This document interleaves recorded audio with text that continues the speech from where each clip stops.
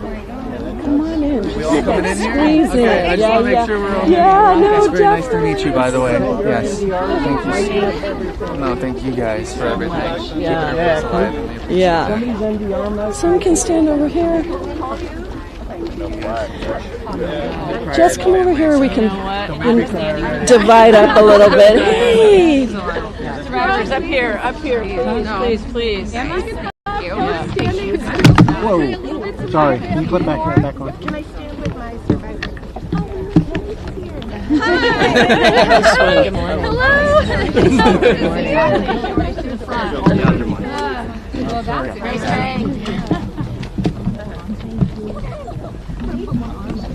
Good morning.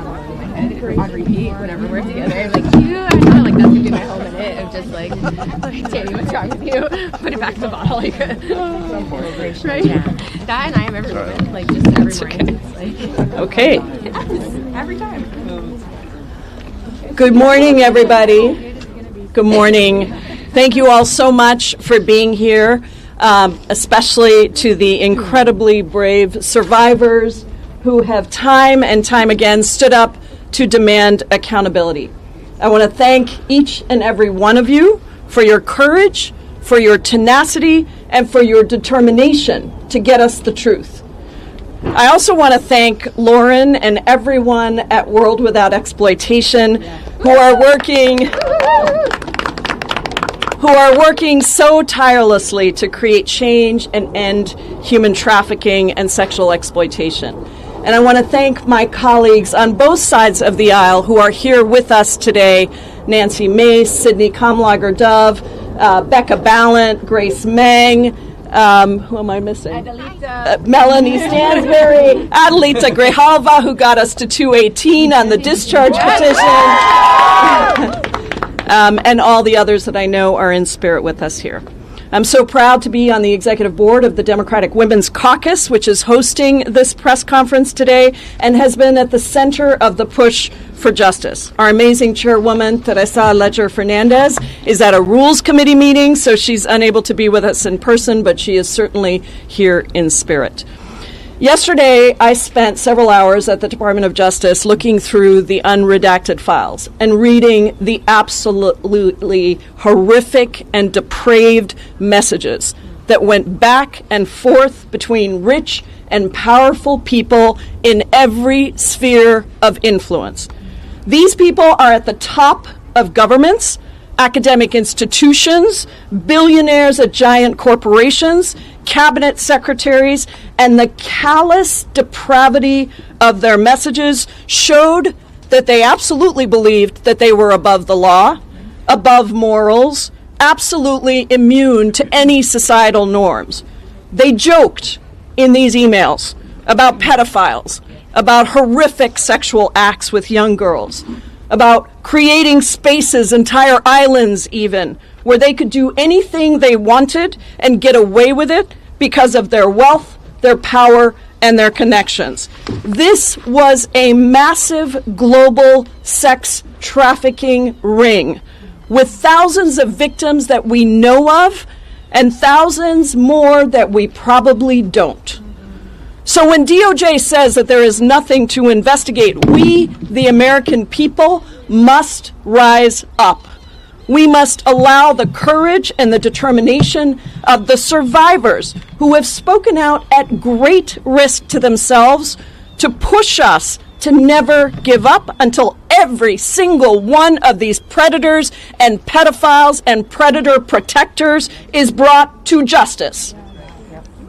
It is the voices of the survivors ringing through in the darkness of all of this horror that has gotten us this far.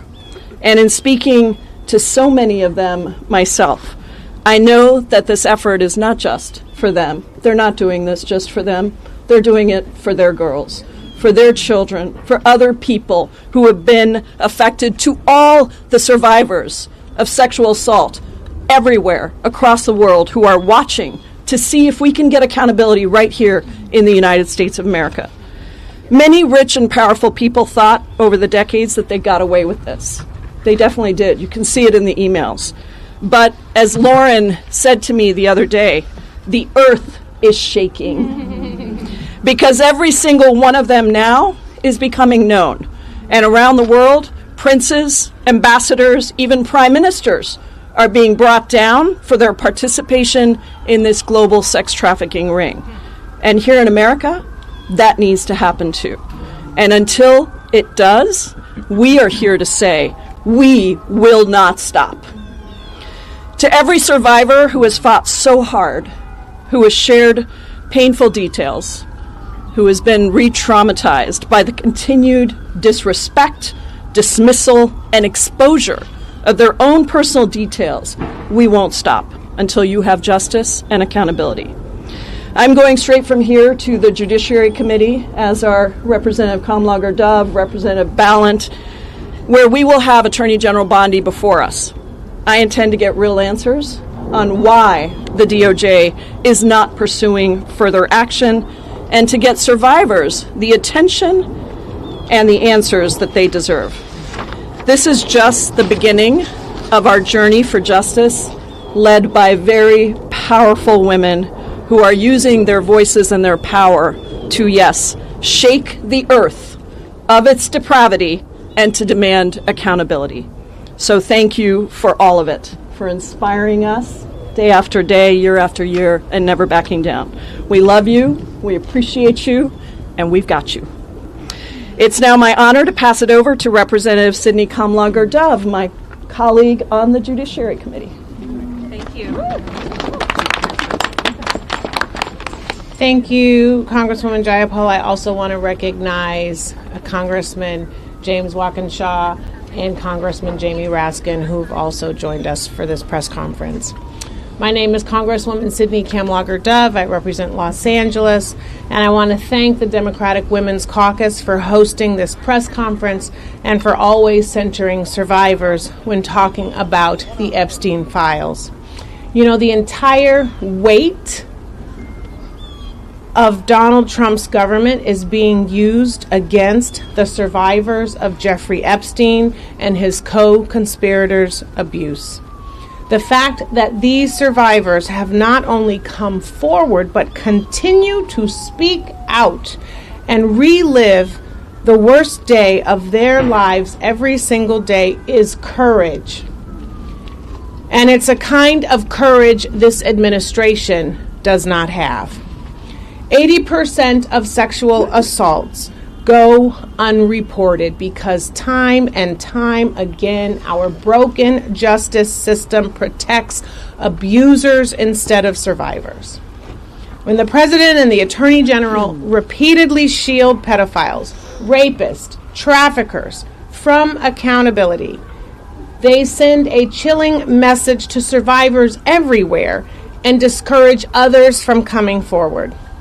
Let me be clear. We need this administration to care about child sexual assault instead of protecting pedophiles and predators.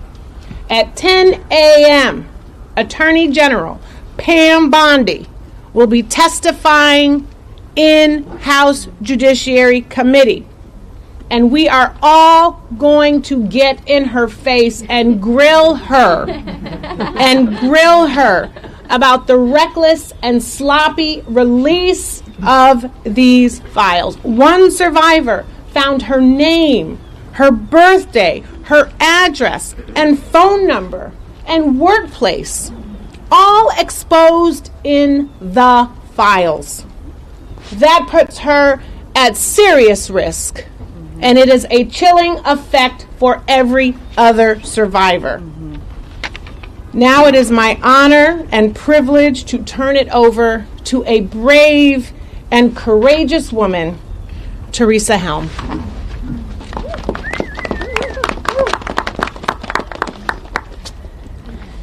Hi, good morning. Here we are again. And for what it's worth, we're not going anywhere. And Amen. while it might seem that we're in the middle of the road of this, actually in many ways this is just beginning. I stand here in support for all of these women here beside me, all of the women across this nation, for my own children, for myself, for every one of you out there in this audience looking at us right now, this is Survivor. This nation is full of survivors. We're going to stand and we're going to fight, and we're not going to stop because that's the right thing to do. We stand here also with the support, and we pray that there's nonpartisan support of Virginia's law that has just been introduced. This is one of the most important monumental steps for survivors, and the world is still watching. No one's turning away from this. It affects every single person here. It affects every single person in this administration. They have wives, daughters, grandchildren. Every single person. This is not an issue that's going away. And we're not going to stop. And I feel that this is a real, today and beyond, a real demonstration of integrity. And as my dad, who was a very, very smart man, used to say to me, Dr. James Helm, the proof is in the pudding. So we're going to find out. Thank you.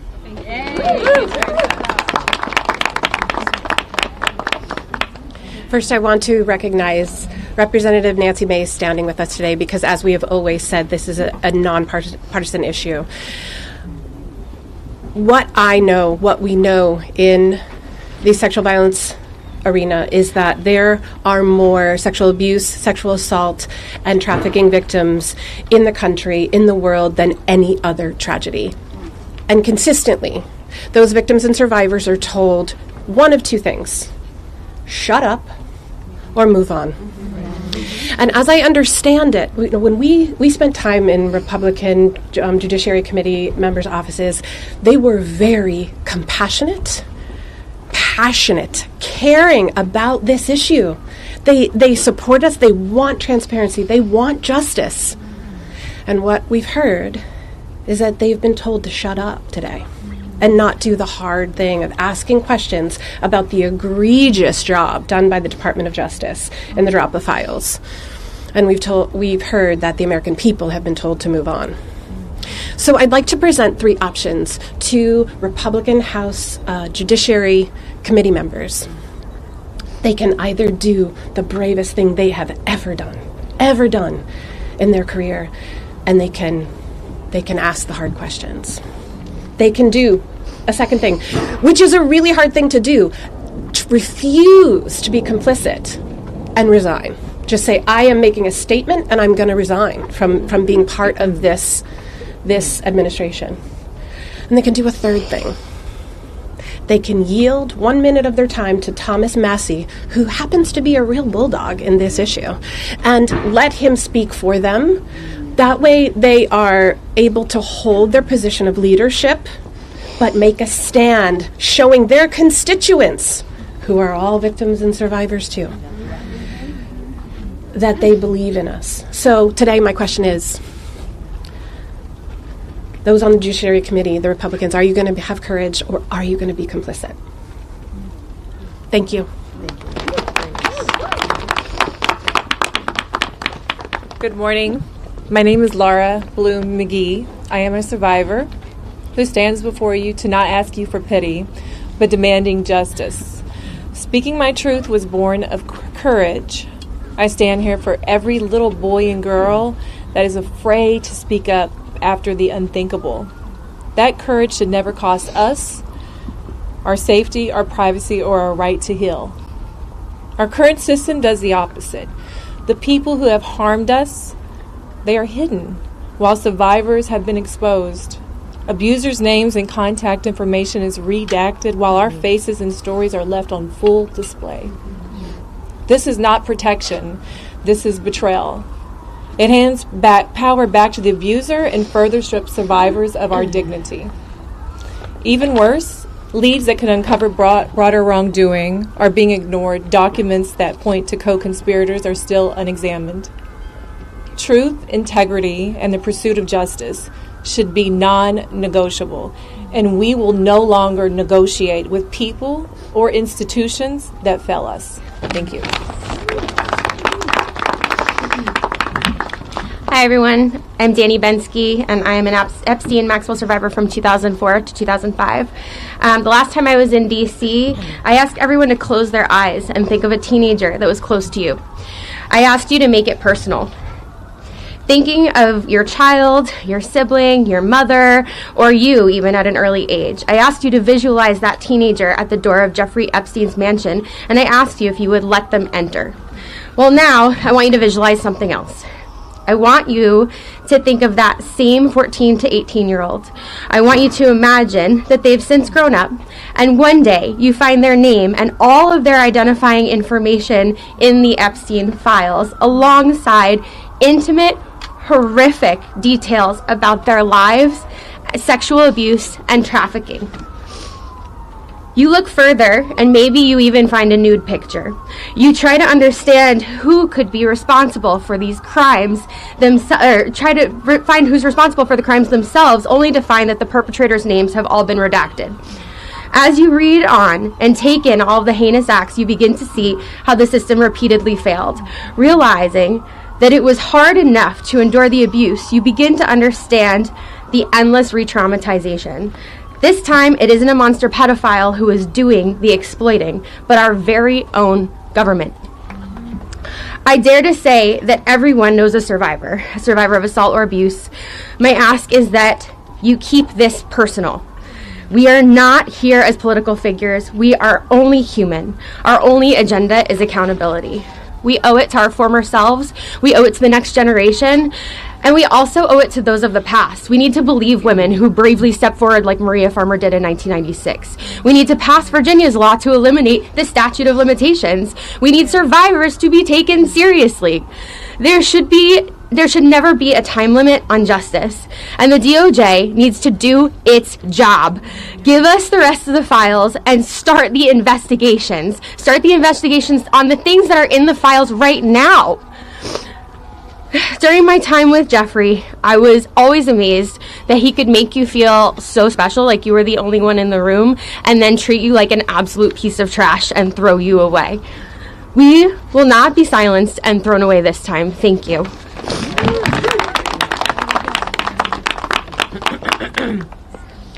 Hello, my name is Liz Stein. I met Ghislaine Maxwell and Jeffrey Epstein in 1994 when I was a senior in college. For us, this is not about politics. This is about people in power and vulnerable girls and young women. A partial release of these files by the DOJ, riddled with improper redactions that expose the vulnerable and shield the powerful from accountability, is not justice. It is injustice. As victims of this crime and citizens of this country, we will not stand for it, and neither should you. This is no longer about us. This is about survivors of sexual abuse everywhere. That's right. They are watching us. And if you think that this does not affect you, 1 in 4 women in our country have been touched by this issue. It affects all of us. We are being watched, not only as survivors, but as advocates for those who cannot use their own voice to speak up. We, as a nation, have an opportunity to send a strong message that we will not protect people who victimize children, that we will stand up for what is right, despite what our politics are, that we will cross the aisle, and that we will stand behind survivors for justice.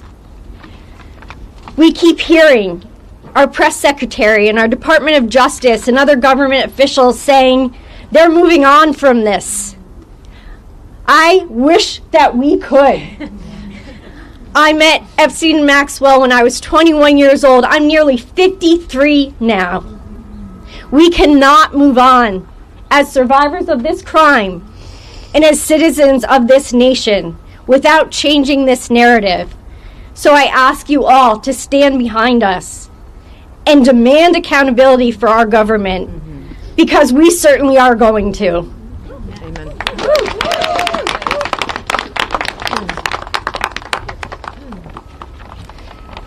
Hello, everyone, and good morning.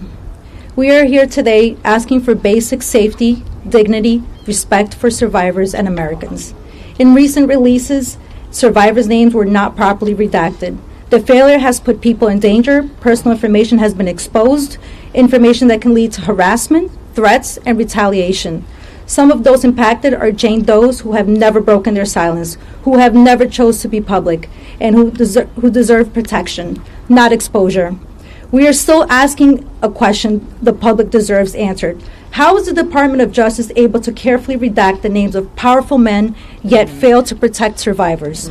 We stand here today, united and strong, and we are asking for something simple. Treat us like human beings. We have families, we have lives. We did not cause these crimes, and we should not be the ones paying for the price again.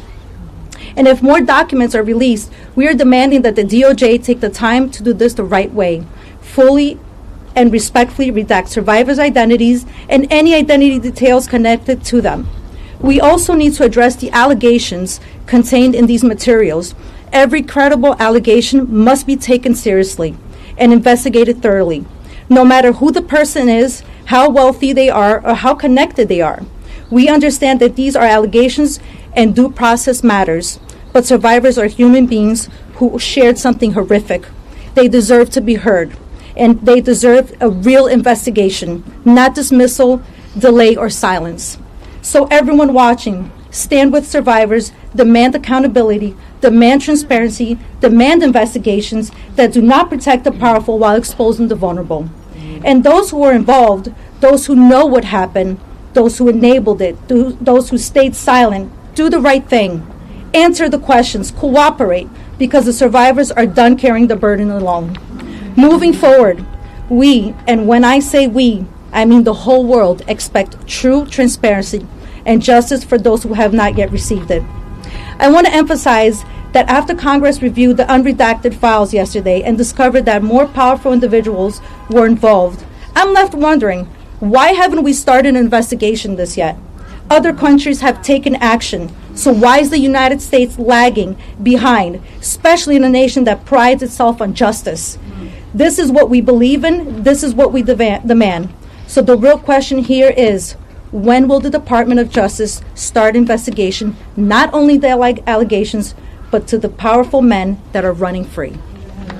Thank you, everyone. Good morning, everybody. We are here today as survivors and as the families of survivors of Jeffrey Epstein and Ghislaine Maxwell. We are here as the family of Virginia Roberts Giuffre. My name is Sky Roberts, and I am the brother of Virginia Roberts Giuffre. Pam, I have a clear and simple message for you. The way this administration, and you specifically, have handled survivors has been nothing short of a failure. I have a message from Annie Farmer. She's not here today, but I love her to death. Believe that. And she said, Pam, do your job. Do your job, Pam. And I feel that. There are serious questions that demand answers. Why are the perpetrators' names being redacted while survivors' names are left unredacted? We are done with excuses. We are done with delays. No more lies. No more deflection. We want answers, and we want accountability. Virginia was not a headline. She was a daughter, a sister, a mother, and a human being. She carried what was done to her for years and still chose to fight, not just for herself, but for others who were afraid or silenced. And we need to say this plainly. The handling of the Jeffrey Epstein case has been mismanaged again and again across administrations, across agencies, and across years. That failure is not abstract. It has caused real, lasting damage to survivors, and that is not up for debate. We are here to see whether our representatives will stand with survivors, not with excuses, not with delay, not with political convenience. We are here to see whether you will ask the hard questions that have been avoided for far too long. And with that, I'm going to turn it over to Amanda. To Ms. Bondi, we are deeply disappointed by the way you and your leadership in this department have treated survivors. And today, while you're being questioned, we ask you to look in the eyes of every single one of us and remember Virginia Roberts Giuffre, who paid the ultimate sacrifice for the trauma that she had endured. We ask you to remember the lives that we have lost during this process. Accountability means real answers, not evasion. It means transparency, not more hiding. And we ask Congress that if Pam Bondi has been found where you have misled or gave false testimony, you must be held to the same standard as everyone else. No title, no power, no connections should change that. And to the American people, take heed. Be mindful of any government or any powerful people who try to tell us that what we lived through is not real, that what happened to us didn't happen, who ask us to doubt what our ears can hear and what our eyes can plainly see. That is how abuse is protected, and that is how it thrives. We are here because survivors have had their lives defined by what powerful people did to them behind closed doors, while institutions have continuously looked away. Today, Congress has a chance to prove that this country is still not looking away. We are not here for theater, and we are not here for talking points. We are here for truth. We are here for justice. We are here for accountability for Virginia and every survivor. Amen.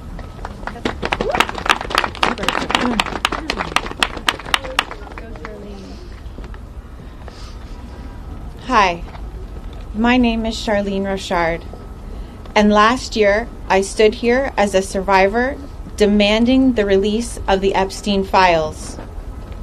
Today, I stand here again as a citizen demanding accountability now that Congress is questioning Pam Bondi of the Department of Justice about the handling of the Epstein Files Transparency Act. Let me be clear. Survivors are furious. We watched the Justice Department botch redactions so badly that victims' images were exposed while predators' identities were kept hidden and protected.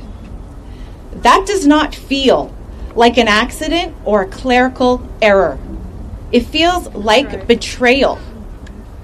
The people who were supposed to protect us instead shielded abusers and re-traumatized survivors. And we're expected to accept that as standard procedure? We do not. Pam Bondi claims she was defending the independence and integrity of the Justice Department. But survivors have every right to ask, where was all that integrity when survivors were exposed? Where was that independence when victims were silenced? Where was all that commitment to justice when the truth was buried to protect reputations? These are not partisan attacks. These are demands for basic human morality and accountability. When officials are accused of weaponizing the Justice Department, we know exactly what that means because we've lived through the consequences. This inquiry confirms what survivors have known for decades. The Justice Department has been influenced and manipulated in ways that harmed us. We are told to wait for transparency, to trust a system that already failed us, to accept redactions that protect the powerful and expose the powerless. But our trauma wasn't delayed. Our pain was not postponed. And our trust has been shattered. So I will say what many survivors feel.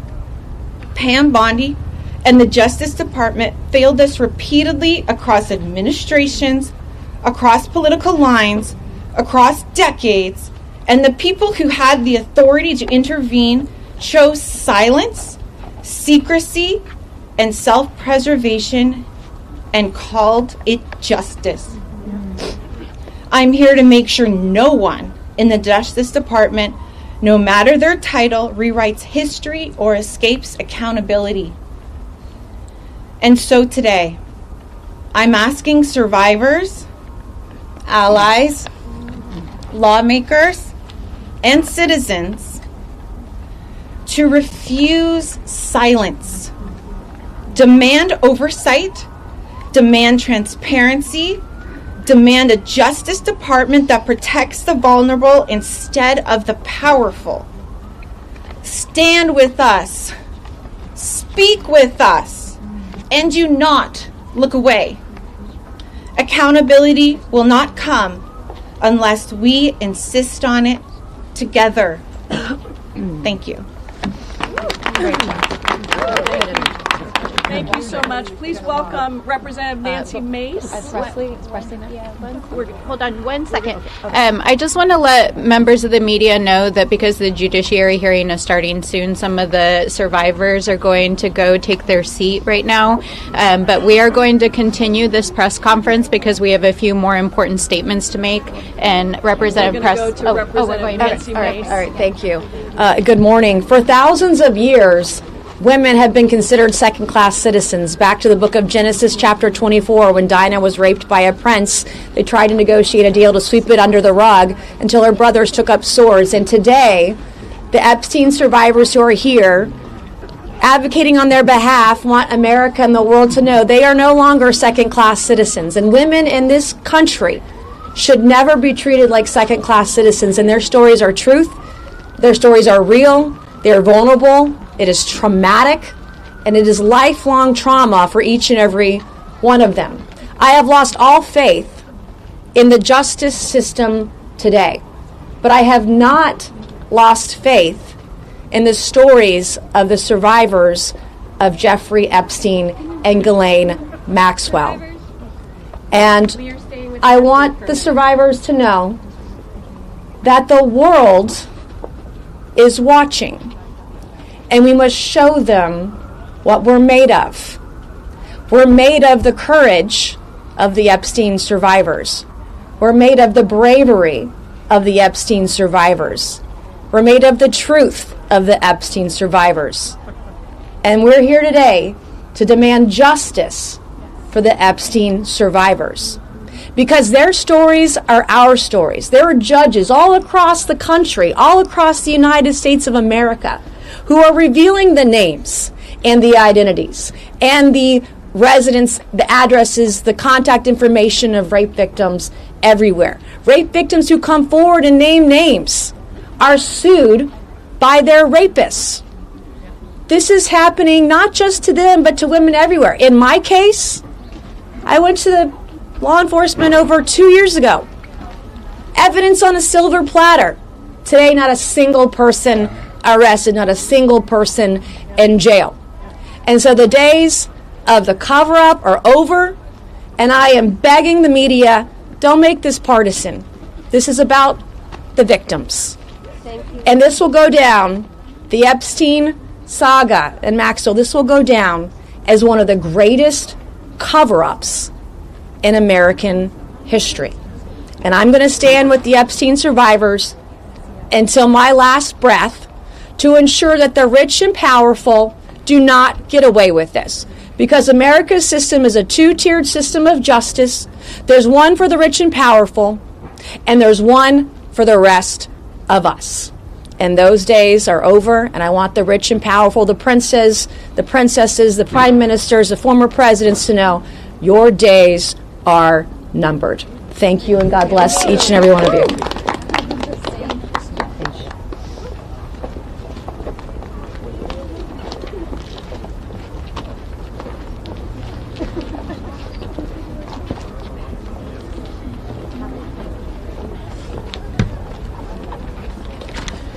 So I just want to acknowledge that who are just before us are grown women. But it's not hard for me when I look at them to see a 17-year-old, a 16-year-old, a 15-year-old, a 14-year-old, a 12-year-old, a 9-year-old. We're talking about children who were groomed, preyed upon, exploited, raped, trafficked, dreams permanently deferred, bodies violated, and spirits permanently bruised. In Virginia's book, Nobody's Girl, it's titled that because she felt she belonged to no one, that no one cared. These survivors have been used, abused, and discarded. Jeffrey Epstein can rot in hell, and Ghislaine Maxwell can follow suit. And all of those co-conspirators and accomplices deserve to be named and shamed. Because as Virginia once said, if we don't know who they are, the monsters are still out there harming people. So I thank you for being here today. This is a season of call a thing. So I have to be direct. Survivors gathered here today, I'm so grateful for their courage and leadership, and equally devastated and furious about what they have endured.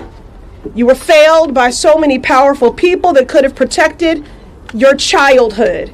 You were failed by a government that ignored your cries for decades.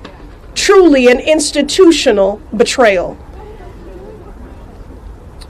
We're fighting with every bone in our bodies for you. The files that have been released have further detailed a vivid picture of depraved behavior and dehumanization, violent violations, hurt and harm no person, no child should ever endure. It is an abuse and harm that changes you on a cellular level for the rest of your life. It is a lifetime sentence. And together we are fighting for every survivor carrying visible and invisible scars, burdened by shame. Let me be clear, the shame is not yours to carry. Shame on the people that abused you. Shame on the government that failed you. The shame is not yours to carry. And we must meet your courage with real action. And again, although I know our survivors have left to take their seats at the judiciary hearing, I'm speaking to all the Epstein survivors, but to all survivors for whom the Epstein survivors are a proxy for. This moment requires that we meet their courage with real action. These powerful abusers have been protected by institutions that are more concerned with the wealthy and well-connected than centering survivors. The Department of Justice must continue to release files, and they must correct course as we've demanded from the beginning. The identities of survivors in these files must be redacted and protected. And this can't end with the release of the files. We must see thorough investigations, followed by swift accountability for all that enabled and incited this abuse. Words are important, but actions are what matter now. And that's why we will not yield. Thank you for being here today, and our work continues. Good morning, everyone. I am Congresswoman Melanie Stansbury, and I am so proud to represent New Mexico's 1st Congressional District and to stand with the survivors and to be joined by my colleagues from the Oversight, Judiciary, and other committees of jurisdiction in this case.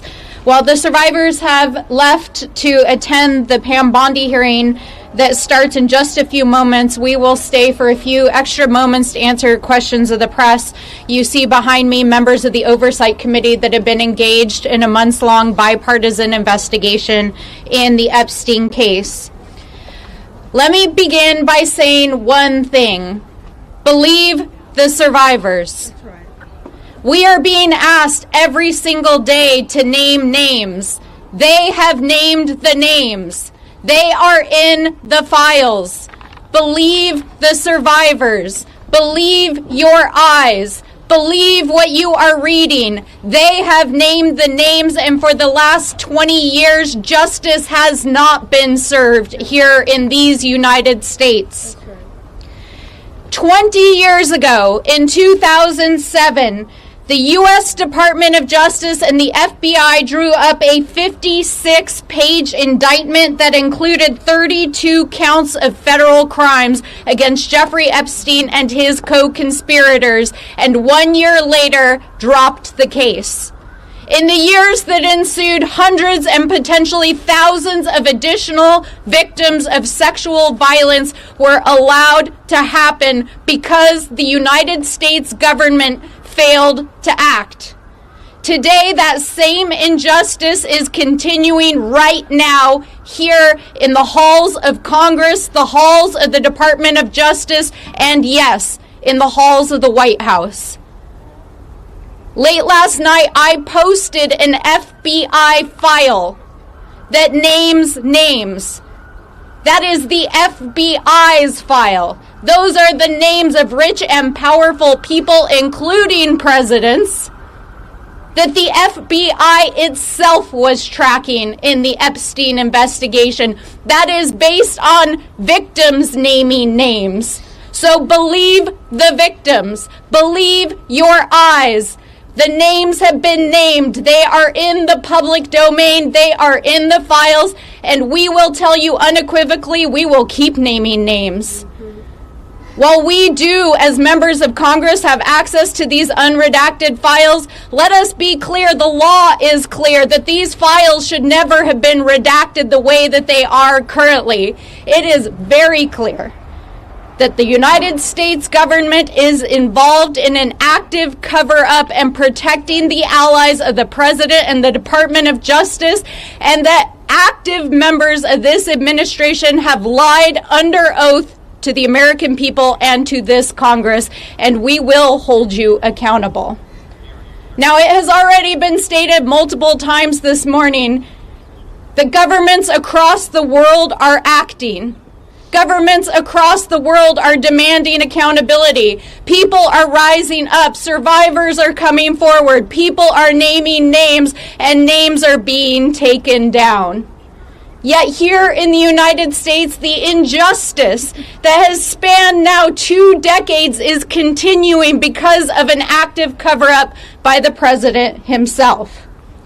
So what we ask all of you, the American people, members of the press, the eyes of the world who are watching us here in the United States, believe the survivors. Yes. Have courage. Do the right thing. Because the survivors have already had the courage to say those names over and over again. And they have more courage and guts than half of the people in the buildings behind us and most of the people in this town. But we want you to know that we will not let this injustice stand. We will stand here every day with the survivors. We will not stop. We will look through every file. We will follow every lead, and justice will be served. And to every survivor out there, here in the United States and across the world, the millions of survivors, girls, women, boys, people who are watching, we know the eyes of the world are on us. We stand with you. We are fighting for you. You are not alone. And whether you have come forward or not, we want you to know that we are fighting for you. We see you, and we will fight for justice. That's right. And so with that, we will open it up for questions. And some of us are going to head over to the Judiciary Committee, where Pam Bondi has to answer some very serious questions. Do we have any questions from the press? Yes. Several members of the British political class have lost their positions, as you've mentioned, as a result of being associated with the Epstein files. Do you think that people in the Trump administration, like Secretary Lutnick, should lose their job as a result of misrepresenting their relationship with Epstein? Absolutely. It is very clear that Howard Lutnick lied to the American people about the nature of his relationship, and that he repetitively lied, including potentially perjuring himself yesterday right behind me in the United States Senate. We have the files. We know the nature of the relationship. We know that there are multiple witnesses who shared information with the FBI about Howard Lutnick's relationship with Jeffrey Epstein. It's time for him to stand down. I'd add one thing. what message does it send about our country to our kids when people in Europe are being held accountable, but people in the United States are not being held accountable for the same exact situation? So we have to hold people in this administration accountable no matter how powerful they are. Could I ask Emily? And this is Suhas Subramanian from Virginia. Over time, we've heard more about the involvement of the man formerly known as Prince Andrew. We've heard statements from Buckingham Palace and from William and Kate saying their thoughts are with the victims. I just wonder what your thoughts are. Jeffrey Epstein was a man who was invited to the palace. He was in the Balmoral estate, the royal estate. He was a man who was in the midst of the royal family. What would you say to King Charles with regard to what he should do as the head of the royal household? Should he get involved? Should he publicly answer questions? What action would you like to see him take? Well, I'm humbled that you would ask a mere citizen congresswoman from New Mexico to comment on what is happening with the royal family. But let me just say this generally. When you examine what the FBI and the United States investigated of Jeffrey Epstein for more than a decade, it is very clear that his crimes included not just sex trafficking, but international money laundering, potential influence peddling of state secrets to foreign governments. We still don't understand the nature of his intelligence work, and it is not only a stain on the reputation of all world leaders that there are leaders that were in association with Epstein and his sexual crimes, but it's also a national security risk. And I think that what has unfolded in the UK over the last couple of weeks is that Jeffrey Epstein was a national security risk to the UK, and it's important that the individuals who may have either intentionally or inadvertently shared information be held accountable.